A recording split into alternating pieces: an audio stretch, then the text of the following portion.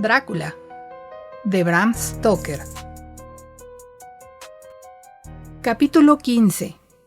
El diario del Dr. Seward.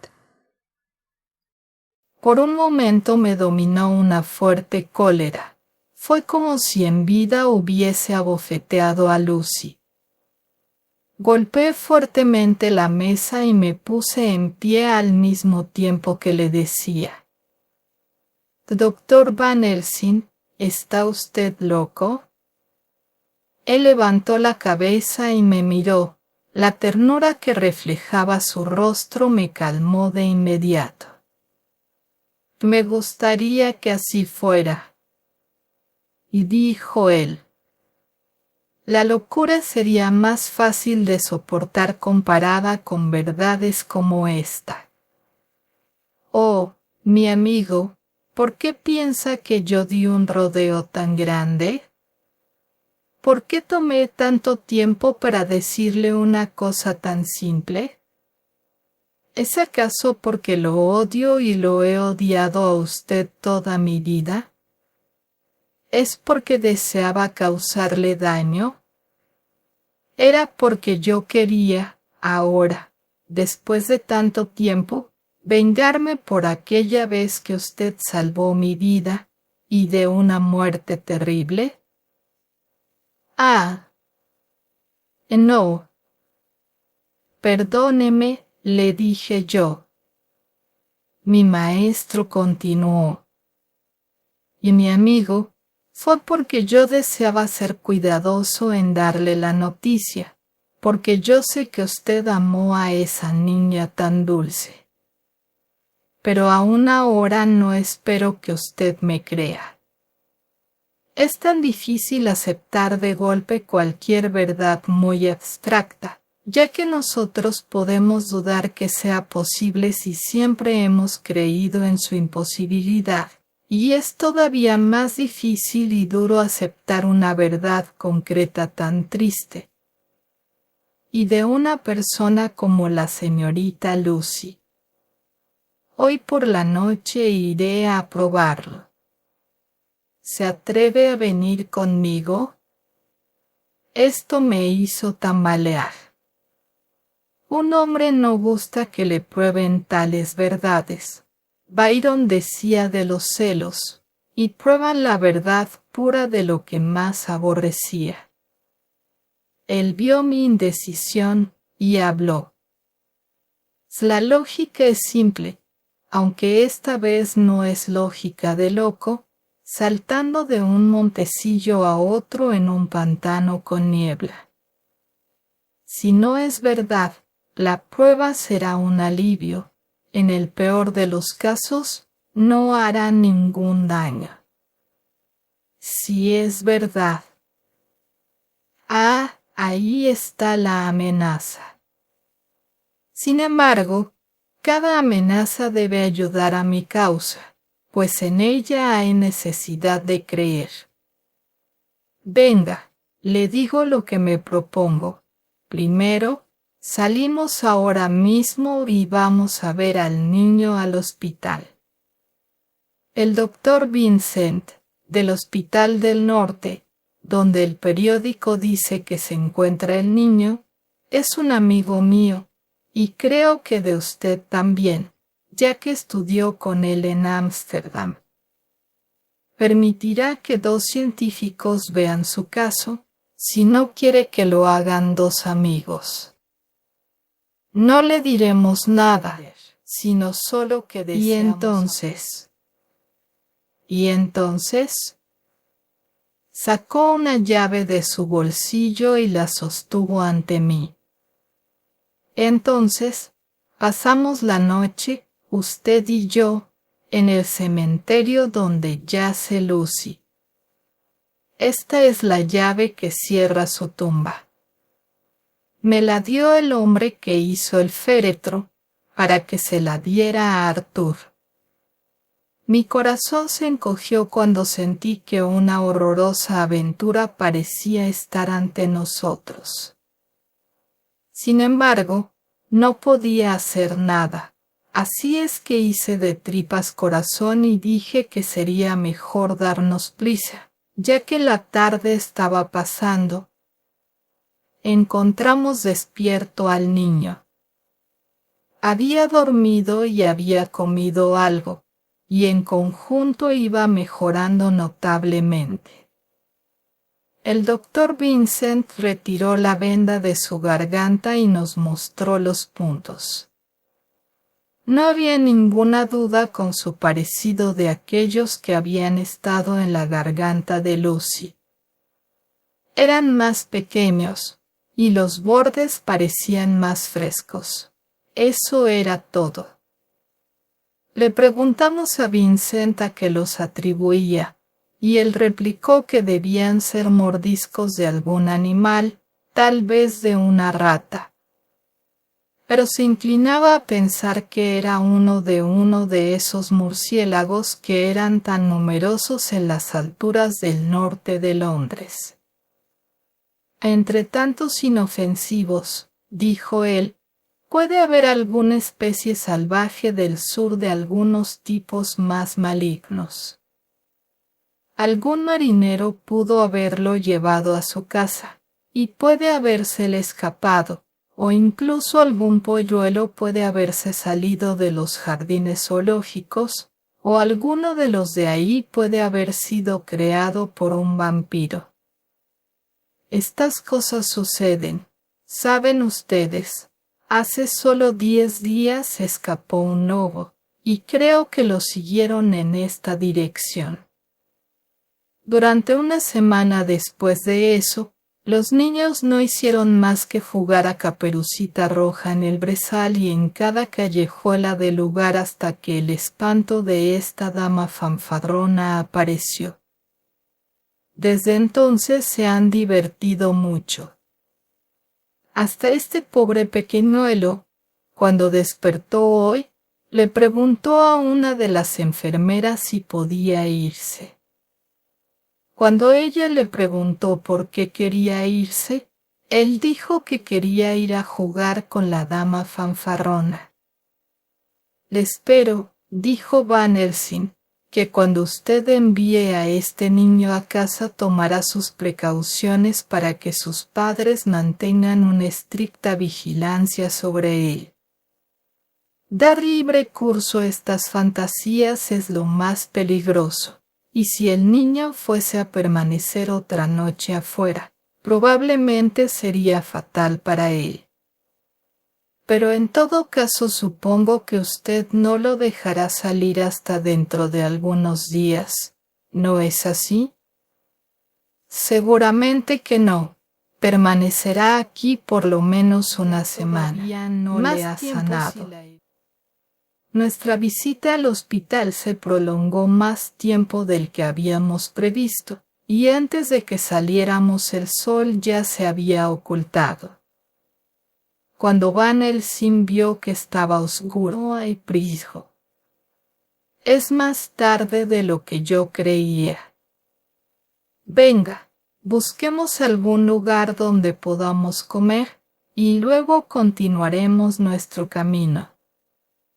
Cenamos en el castillo de Jack Straw, junto con un pequeño grupo de ciclistas y otros que eran alegremente ruidosos.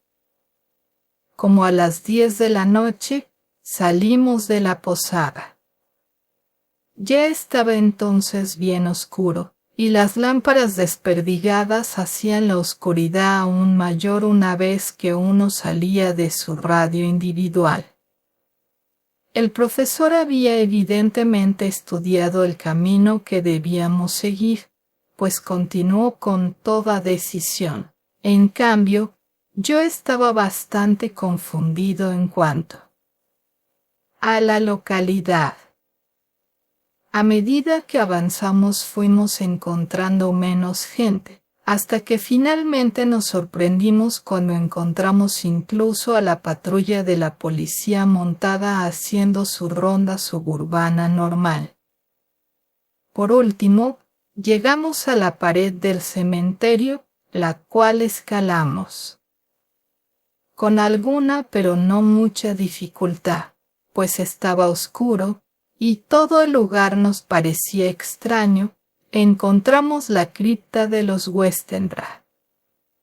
El profesor sacó la llave, abrió la rechinante puerta y apartándose cortésmente, pero sin darse cuenta, me hizo una seña para que pasara adelante. Hubo una deliciosa ironía en este ademán, en la amabilidad de ceder el paso en una ocasión tan lúgubre. Mi compañero me siguió inmediatamente y cerró la puerta con cuidado, después de ver que el candado estuviera abierto y no cerrado. En este último caso hubiésemos estado en un buen lío. Luego, buscó a tientas en su maletín y sacando una caja de fósforos y un pedazo de vela, procedió a hacer luz. La tumba, durante el día y cuando estaba adornada con flores frescas, era ya suficientemente lúgubre, pero ahora, algunos días después, cuando las flores colgaban marchitas y muertas, con sus pétalos mustios y sus cálices y tallos pardos, cuando la araña y el gusano habían reanudado su acostumbrado trabajo, cuando la piedra descolorida por el tiempo, el mortero cubierto de polvo, y el hierro mohoso y húmedo, y los metales empañados, y las sucias filigranas de plata reflejaban el débil destello de una vela, el efecto era más horripilante y sórdido de lo que puede ser imaginado. Irresistiblemente pensé que la vida animal, no era la única cosa que pasaba y desaparecía. Trabajar sistemáticamente. Sosteniendo su vela de manera que pudiera leer las inscripciones de los féretros, y sosteniéndola de manera que el esperma de ballena caía en blancas gotas que se congelaban al tocar el metal. Buscó y encontró el sarcófago de Lucy. Otra búsqueda en su maletín y sacó un destornillador. ¿Qué va a hacer? Le pregunté. Voy a abrir el féretro. Entonces estará usted convencido. Sin perder tiempo comenzó a quitar los tornillos y finalmente levantó la tapa, dejando al descubierto la cubierta de plomo bajo ella. La vista de todo aquello casi fue demasiado para mí. Me parecía que era tanto insulto para la muerta como si se le hubiesen quitado sus vestidos mientras dormía estando viva. De hecho, le sujeté la mano y traté de detenerlo. Él solo dijo, «Verá usted», y buscando a tientas nuevamente en su maletín sacó una pequeña sierra de calados. Atravesando un tornillo a través del plomo mediante un corto golpe hacia abajo, cosa que me estremeció, hizo un pequeño orificio que, sin embargo, era suficientemente grande para admitir la entrada de la punta de la sierra. Yo esperé una corriente de gas del cadáver de una semana. Los médicos, que tenemos que estudiar nuestros peligros, nos tenemos que acostumbrar a tales cosas, y yo retrocedí hacia la puerta. Pero mi maestro no se detuvo ni un momento. Aserró unos 60 centímetros a lo largo de uno de los costados del féretro, y luego a través y luego por el otro lado hacia abajo. Tomando luego el borde de la pestaña suelta, lo dobló hacia atrás en dirección a los pies del féretro, y sosteniendo la vela en la abertura me indicó que echara una mirada. Me acerqué y miré. El féretro estaba vacío. Ciertamente me causó una gran sorpresa y me dio una fuerte impresión, pero Van Helsing permaneció inmóvil. Ahora estaba más seguro que antes sobre lo que hacía y más decidido a proseguir su tarea. ¿Está usted ahora satisfecho, amigo John? Y me preguntó. Yo sentí que toda la rebeldía agazapada de mi carácter se despertaba dentro de mí y le respondí. Estoy satisfecho de que el cuerpo de Lucy no está en el féretro, pero eso solo prueba una cosa. ¿Y qué es lo que prueba, amigo John? Que no está ahí. Eso es buena lógica, dijo él, hasta cierto punto. Pero, ¿cómo puede usted explicarse que no esté ahí? Tal vez un ladrón de cadáveres, sugerí yo. Los empleados del empresario de pompas fúnebres pudo habérselo robado. Yo sentí que estaba diciendo tonterías, y sin embargo, aquella fue la única causa real que pude sugerir. El profesor suspiró. Debemos tener más pruebas. Venga conmigo, John.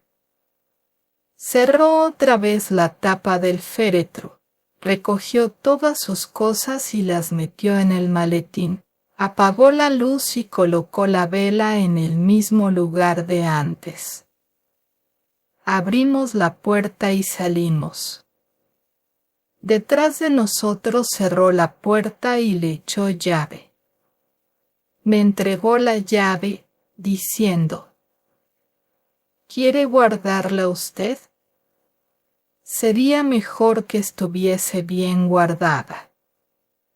Yo reí, con una risa que me veo obligado a decir que no era muy alegre, y le hice señas para que la guardara él.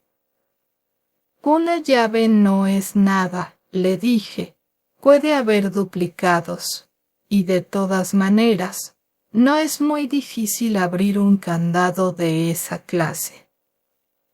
Mi maestro no dijo nada, sino que guardó la llave en su bolsillo.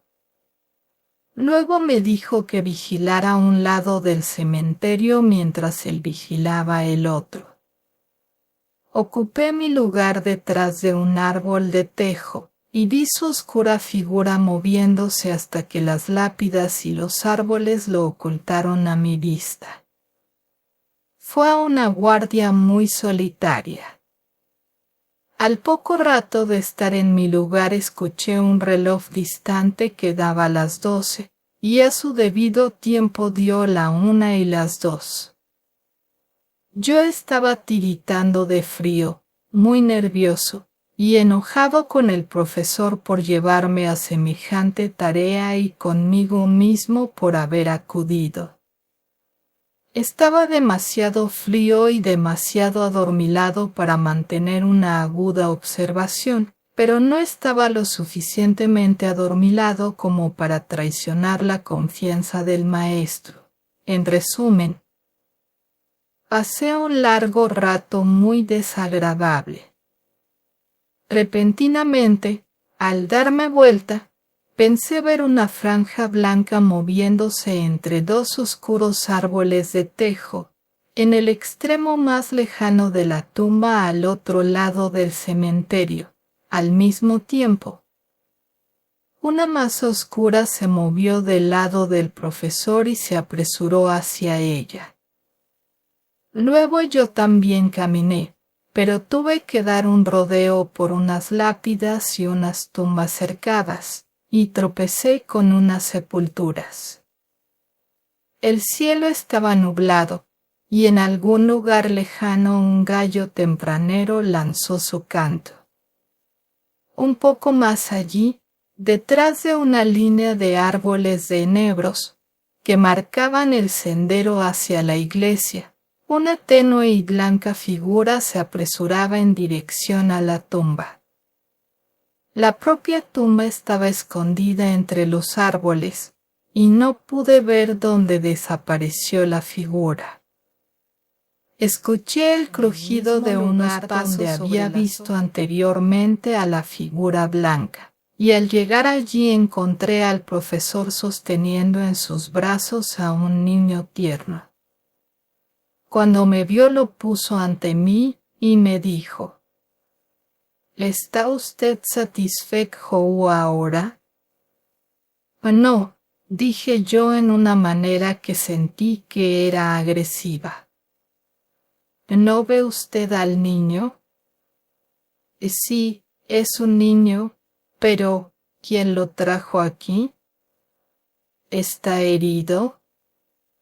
Y veremos, dijo el profesor, y movidos por el mismo impulso buscamos la salida del cementerio, llevando con nosotros al niño dormido. Cuando nos hubimos alejado un pequeño trecho, nos recogimos tras un macizo de árboles, y encendimos un fósforo y miramos la garganta del niño. No tenía ni un arañazo ni cicatriz alguna. ¿Tenía yo razón?, pregunté triunfalmente. Llegamos apenas a tiempo, dijo el profesor, como meditando. Ahora teníamos que decidir qué íbamos a hacer con el niño, por lo que consultamos acerca de él. Si lo llevábamos a una estación de policía, tendríamos que dar declaración de nuestro movimiento durante la noche. Por lo menos, tendríamos que declarar de alguna manera cómo habíamos encontrado al niño. Así es que finalmente decidimos que lo llevaríamos al brezal, y que si oíamos acercarse a un policía lo dejaríamos en un lugar en donde él tuviera que encontrarlo. Luego podríamos irnos a casa lo más pronto posible. A la orilla del brezal de Amsterdam, oímos los pesados pasos de un policía y dejamos al niño a la orilla del camino. Y luego esperamos y observamos hasta que vimos que él lo había iluminado con su linterna. Escuchamos sus exclamaciones de asombro y luego nos alejamos en silencio.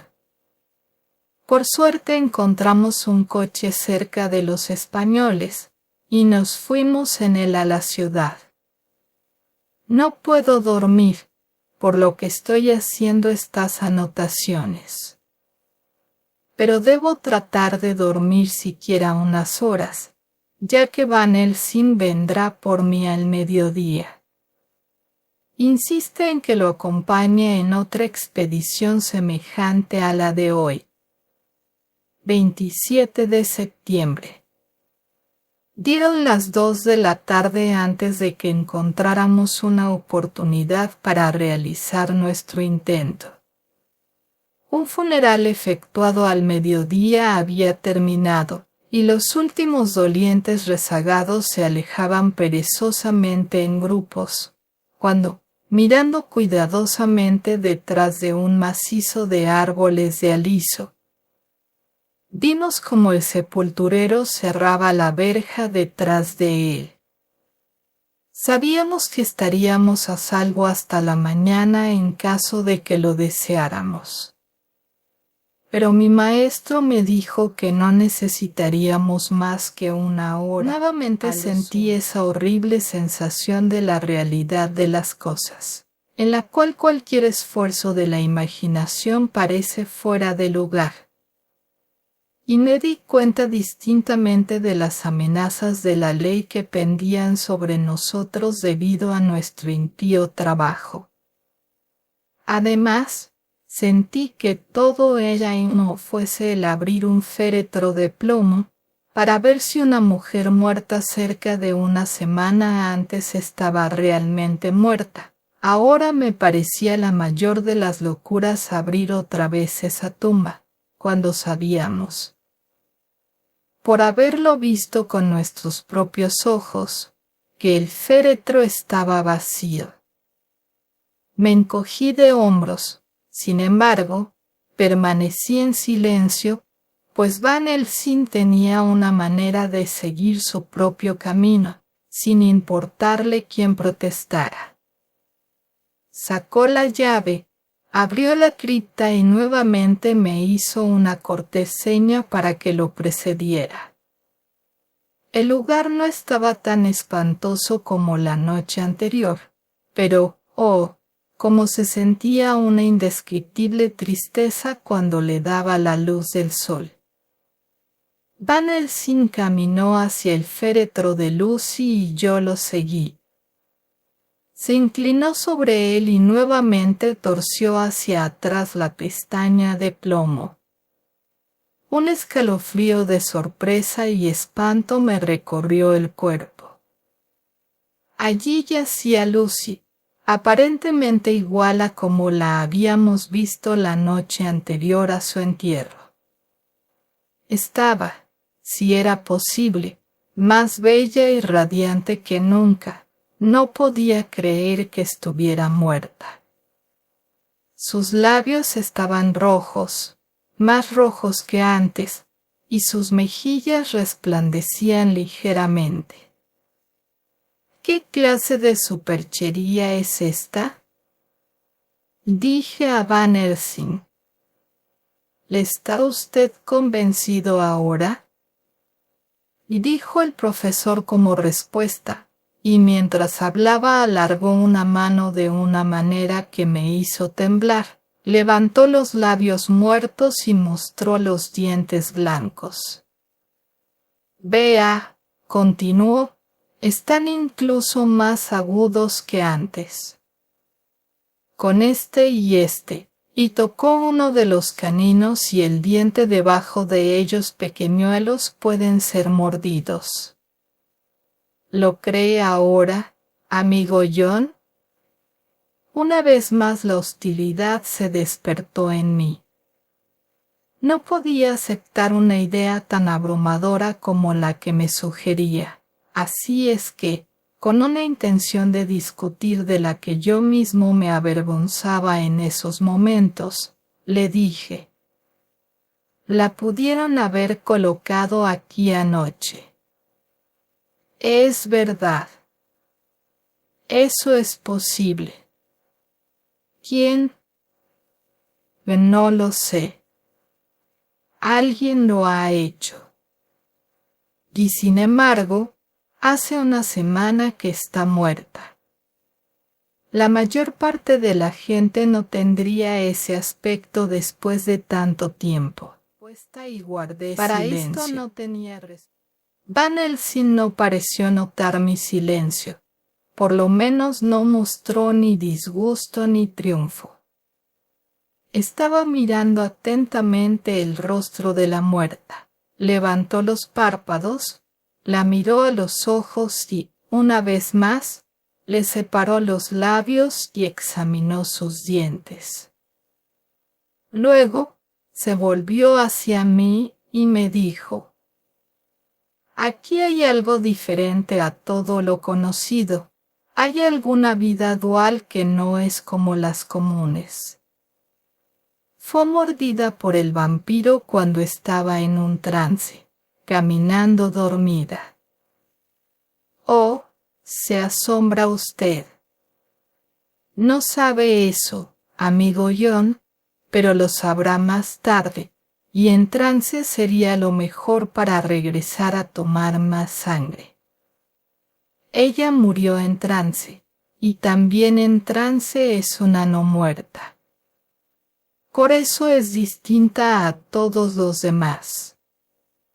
Generalmente, cuando los no muertos duermen en casa, y al hablar hizo un amplio ademán con los brazos para designar lo que para un vampiro era casa, su rostro muestra lo que son, pero este es tan dulce, que cuando ella es no muerta regresa a la nada de los muertos comunes.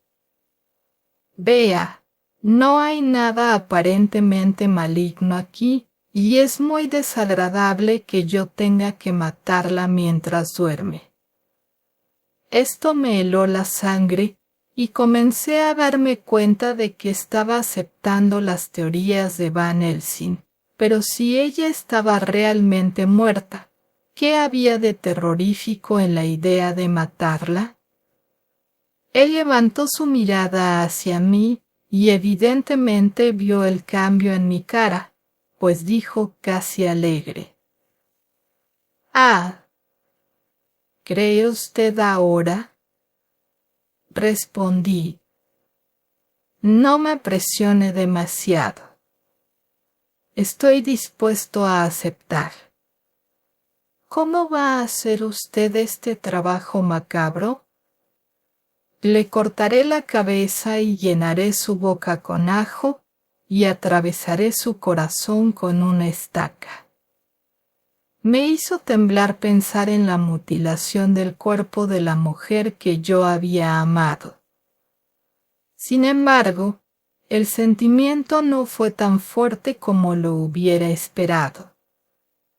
De hecho, comenzaba a sentir repulsión ante la presencia de aquel ser, de aquella no muerta, como lo había llamado Van Helsing, y a detestarlo. ¿Es posible que el amor sea todo subjetivo o todo objetivo? Esperé un tiempo bastante considerable para que Van Helsing comenzara, pero él se quedó quieto, como si estuviese absorto en profundas meditaciones. Finalmente, cerró de un golpe su maletín y dijo: «O lo he estado pensando y me he decidido por lo que considero lo mejor. Si yo actuara simplemente siguiendo mi inclinación, haría ahora, en este momento, pero otras cosas seguirán, y cosas que son 1000 veces más difíciles y que todavía no conocemos. Esto es simple. Ella todavía no ha matado a nadie, aunque eso es cosa de tiempo, y el actuar ahora sería quitar el peligro de ella para siempre. Pero luego podemos necesitar a Arthur, ¿y cómo le diremos esto? Si usted, que vio las heridas en la garganta de Lucy y vio las heridas tan similares en el niño que en el hospital vio anoche el féretro vacío y lo ha visto hoy lleno, con una mujer que no solo no ha cambiado, sino que se ha vuelto más rosada y más bella en una semana después de muerta. Si usted sabe esto y sabe de la figura blanca que anoche trajo al niño al cementerio, y sin embargo, no cree a sus propios sentidos, ¿cómo entonces puedo esperar que Arthur, quien desconoce todas estas cosas, crea? Dudó de mí cuando evité que besara a la moribunda. Yo sé que él me ha perdonado, pero creyendo que por ideas equivocadas yo he hecho algo que evitó que él se despidiera como debía, y puede pensar que debido a otro error esta mujer ha sido enterrada viva. Y en la más grande de todas las equivocaciones, que la hemos matado. Entonces arguirá que nosotros, los equivocados, somos quienes la hemos matado debido a nuestras ideas, y entonces se quedará muy triste para siempre. Sin embargo, nunca podrá estar seguro de nada, y eso es lo peor de todo. Y algunas veces pensará que aquella a quien amaba fue enterrada viva, y eso pintará sus sueños con los horrores que ella debe haber sufrido. Y otra vez, pensará que pueda ser que nosotros tengamos razón y que después de todo, su amada era una no muerta. No. Ya se lo dije una vez, y desde entonces yo he aprendido mucho. Ahora, desde que sé que todo es verdad, 100.000 veces más sé que debe pasar a través de las aguas amargas para llegar a las dulces. El pobre muchacho debe tener una hora que le hará parecer negra la faz del mismo cielo. Luego podremos actuar decisivamente y a fondo, y ponerlo en paz consigo mismo. Me he decidido. Vámonos. Usted regrese a su casa, por la noche, a su asilo, y vea que todo esté bien. En cuanto a mí, pasaré esta noche aquí en el cementerio. Mañana por la noche vaya a recogerme al Hotel Berkeley a las 10. Avisaré a Arthur para que venga también, y también a ese fino joven de América que dio su sangre. Más tarde, todas tendremos mucho que hacer. Yo iré con usted pues debo estar de regreso aquí antes de la salida del sol. Así pues, echamos llave a la tumba y nos fuimos, y escalamos el muro del cementerio, lo cual no fue una tarea muy difícil, y condujimos de regreso a Piccadilly. Nota dejada por Van Helsing en su abrigo, en el Hotel Berkeley, y dirigida a John Sevard, M.D., sin entregar. 27 de septiembre. Amigo John. Le escribo esto por si algo sucediera. Voy a ir solo a vigilar ese cementerio de la iglesia. Me agradaría que la muerta viva, o no muerta, la señorita Lucy, no saliera esta noche, con el fin de que mañana a la noche esté más ansiosa. Por consiguiente, debo preparar ciertas cosas que no serán de su agrado, ajos y un crucifijo, para sellar la entrada de la tumba. No hace mucho tiempo que es muerta viva, y tendrá cuidado. Además, esas cosas tienen el objeto de impedir que salga, puesto que no pueden vencerla si desea entrar, porque, en ese caso, el muerto vivo está desesperado y debe encontrar la línea de menor resistencia, sea cual sea. Permaneceré alerta durante toda la noche, desde la puesta del sol hasta el amanecer, y si existe algo que pueda observarse, lo haré. No tengo miedo de la señorita Lucy ni temo por ella. En cuanto a la causa a la que debe el ser muerta viva, tenemos ahora el poder de registrar su tumba y guarecernos. Es inteligente, como me lo ha dicho el señor Jonathan, y por el modo en que nos ha engañado durante todo el tiempo que luchó con nosotros por apoderarse de la señorita Lucy. La mejor prueba de ello es que perdimos. En muchos aspectos, los muertos vivos son fuertes. Tienen la fuerza de 20 hombres, e incluso la de nosotros 4, que le dimos nuestras fuerzas a la señorita Lucy. Además, puede llamar a su lobo y no sé qué pueda suceder. Por consiguiente, si va allá esta noche, me encontrará allá, pero no me verá ninguna otra persona, hasta que sea ya demasiado tarde. Empero, es posible que no le resulte muy atractivo ese lugar. No hay razón por la que debiera presentarse, ya que su coto de casa contiene piezas más importantes que el cementerio de la iglesia donde duerme la mujer muerta viva y vigila a un anciano. Por consiguiente, escribo esto por si acaso. Recoja los papeles que se encuentran junto a esta nota, los diarios de Archer y todo el resto, léalos, y, después, busque a ese gran muerto vivo, córtele la cabeza y queme su corazón o atraviéselo con una estaca. Puede estar en paz sin su presencia. si sucede lo que temo, adiós. Van el CNG. Del diario del Dr. Sevar. 28 de septiembre. Es maravilloso lo que una buena noche de sueño reparador puede hacer por uno.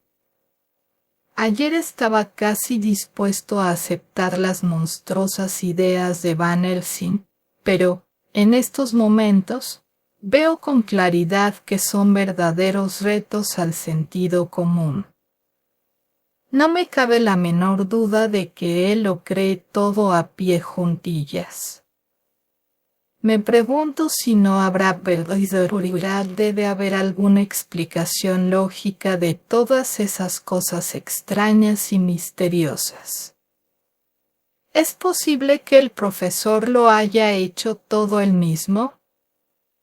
Es tan anormalmente inteligente que, si pierde el juicio, llevaría a cabo todo lo que se propusiera, con relación a alguna idea fija, de una manera extraordinaria. Me niego a creerlo, puesto que sería algo tan extraño como lo otro descubrir que Van Helsing está loco, pero, de todos modos, tengo que vigilarlo cuidadosamente.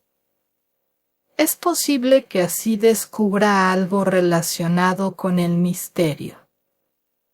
29 de septiembre, por la mañana. Anoche, poco antes de las 10, Arthur y Quincy entraron en la habitación de Van Helsing. Este nos dijo todo lo que deseaba que hiciéramos, pero, especialmente, se dirigió a Arthur, como si todas nuestras voluntades estuvieran concentradas en la suya. Comenzó diciendo que esperaba que todos nosotros lo acompañáramos. Puesto que es preciso hacer allí algo muy grave, ¿viene usted? ¿Le asombró mi carta? Las preguntas fueron dirigidas a Lord Godalming. Sí. Me sentí un poco molesto al principio. Ha habido tantos enredos en torno a mi casa en los últimos tiempos que no me agradaba la idea de uno más. Asimismo, tenía curiosidad por saber qué quería usted decir. Quincy y yo discutimos acerca de ello, pero cuanto más ahondábamos la cuestión, tanto más desconcertados nos sentíamos. En lo que a mí respecta, creo que he perdido por completo la capacidad de comprender. Yo me encuentro en el mismo caso, dijo Quincy Morris lacónicamente. Oh, y dijo el profesor. En ese caso, se encuentran ustedes más cerca del principio que nuestro amigo John, que tiene que desandar mucho camino para acercarse siquiera al principio. A todas luces había comprendido que había vuelto a dudar de todo ello, sin que yo pronunciara una sola palabra. Luego, se volvió hacia mucha gravedad. Le deseo que me den su autorización para hacer esta noche lo que creo conveniente.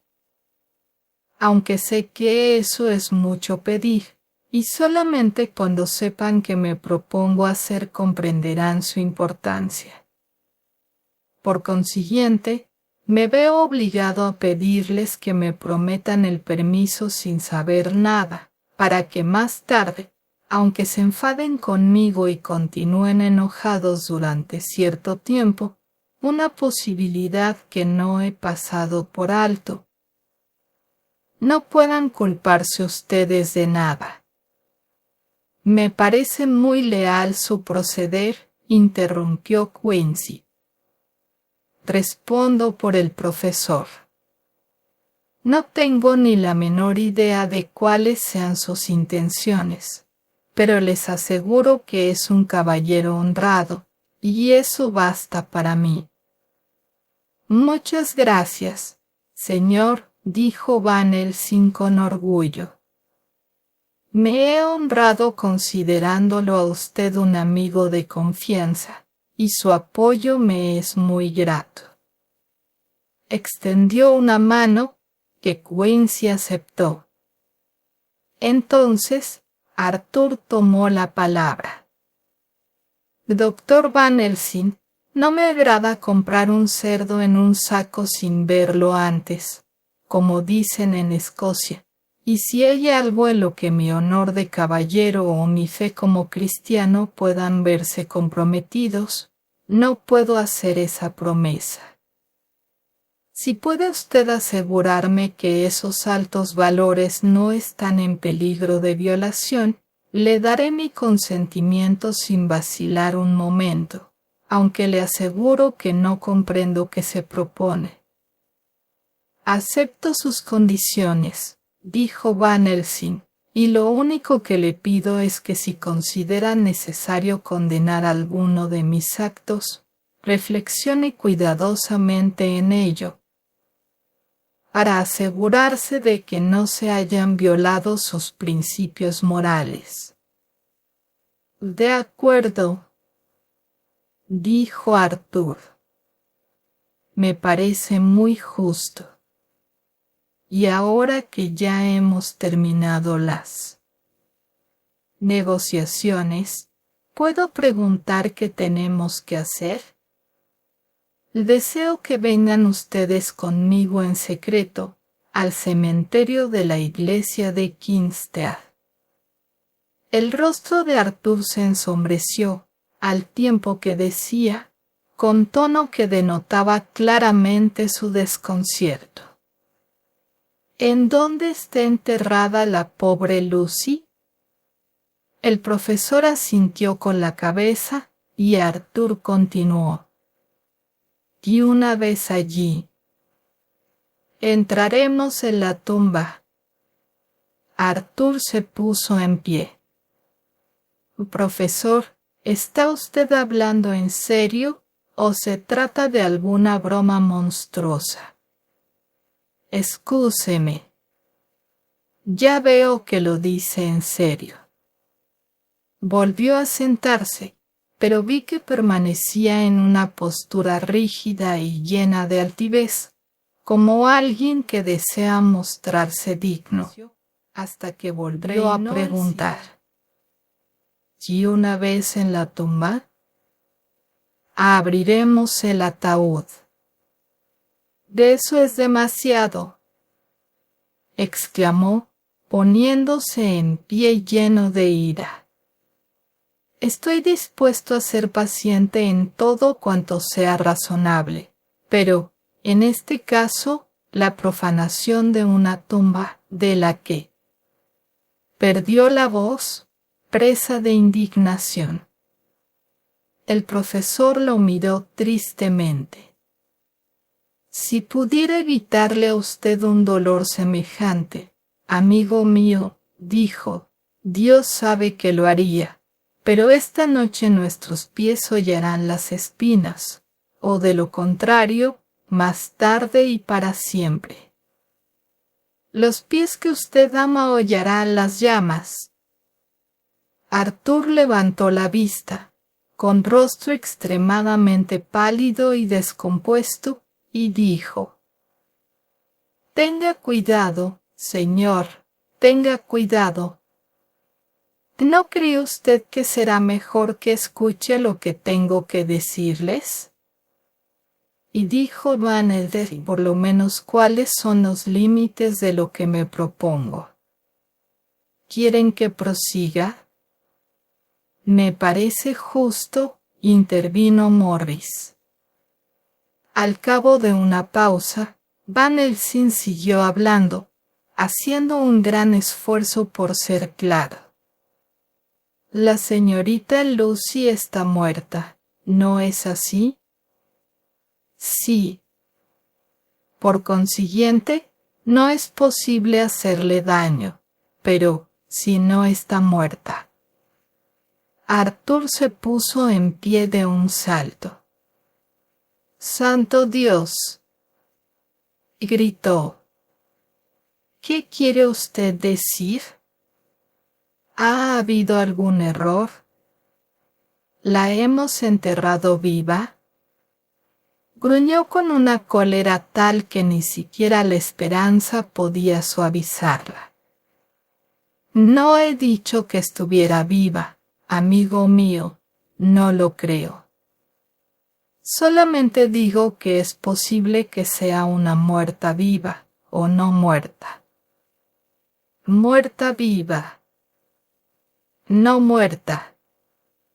¿Qué quiere usted decir? ¿Es todo esto una pesadilla o qué? Existen misterios que el hombre solamente puede adivinar y que desentraña en parte con el paso del tiempo. Créanme, nos encontramos actualmente frente a uno de ellos. Pero no he terminado. ¿Puedo cortarle la cabeza al cadáver de la señorita Lucy? Por todos los diablos, no. Y gritó Arthur, con encendida pasión. Por nada del mundo consentiré que se mutile su cadáver. Doctor Van Helsing, está usted abusando de mi paciencia. ¿Qué le he hecho para que desee usted torturarme de este modo? ¿Qué hizo esa pobre y dulce muchacha para que desee usted causarle una deshonra? ¿Está usted loco para decir algo semejante, o soy yo el alienado al escucharlo? No se permita siquiera volver a pensar en tal profanación. No le daré mi consentimiento en absoluto. Tengo el deber de proteger su tumba de ese ultraje. Y les prometo que voy a hacerlo. Van Helsing se levantó del asiento en que había permanecido sentado durante todo aquel tiempo y dijo, con gravedad y firmeza: Well, Lord Godalming, yo también tengo un deber para con los demás, un deber para con usted y para con la muerta. Y le prometo que voy a cumplir con él.